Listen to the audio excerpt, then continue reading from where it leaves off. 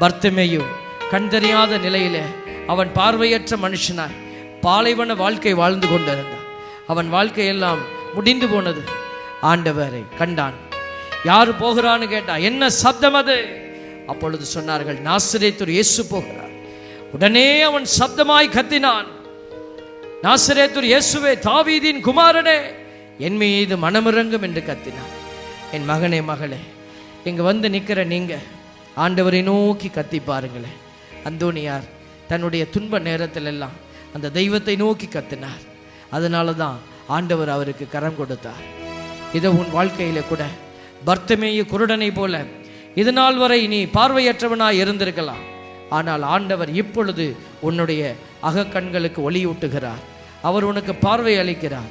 நீயும் கூப்பிடு, தொட்டு சுகமாக்கும் ஆண்டவரே.